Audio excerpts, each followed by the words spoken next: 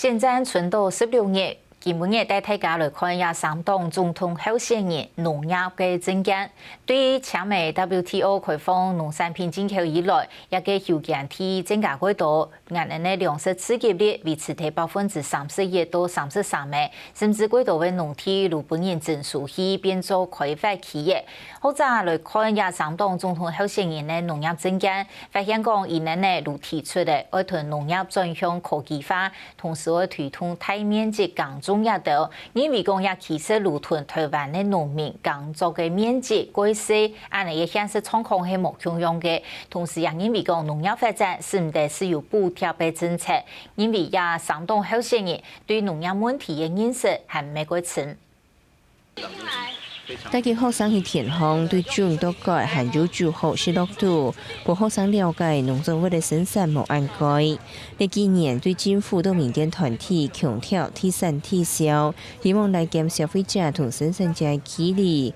國民黨總統候選人朱立倫佢同新北市人女嘅食農教育均做係經濟指引。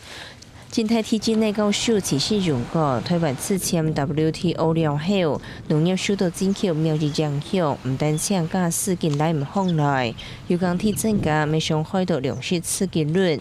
雖然3黨同時又提出農業補貼嚟到政見，但是農業發展是唔得干那靠補貼。當然，他們都有提到糧食自給率的一個提升，但是沒有着重到雜糧的這個部分啊。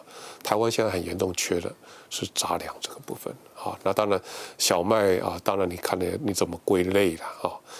那小麥這個部分，我們應該啊要適度的啊加緊要提升。持續用講，雖然呢幾年糧食刺激率的31%提升到33%，但是對細項來看，實際發現講農業畜產的量有增加，插糧作物太頭包熟小麥嘅產量無顯明提升。台大生技內教授張成富認為，台灣農業應該同市場變到關聯，來同便宜進口嘅農產做出分隔。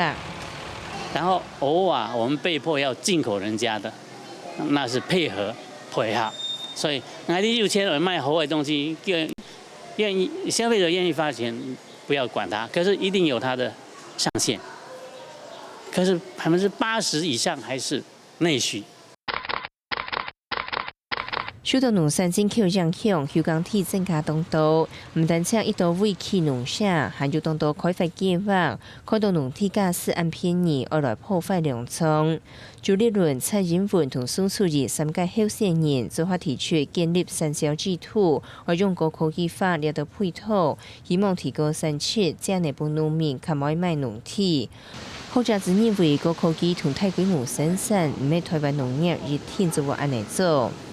可是我們可以跟着經濟發展走的，你講完全嚟變到高科技嗬，跟農業嗬，很多都係傳統嘅東西，兩邊嚟鼓勵都這樣做的。當然小農的生產的規模啊多大，我們可以好好的再來檢討。現在大概只有0.7公頃的小農，確實也太小了一點，啊！但是我們基本的思維還是要從小農。另外，持續用講，部分縣市政府推動過小高人是有機青菜，也係唔係基因改良嘅作物。但是3黨候選人對關於安陽循關子機改作物，實無明確嘅方向。歸來看，3黨嘅農業政見係差唔多嘅，對農業議題係投靠表面嘅認識。客家新聞鍾淑慧、劉文輝台灣報道。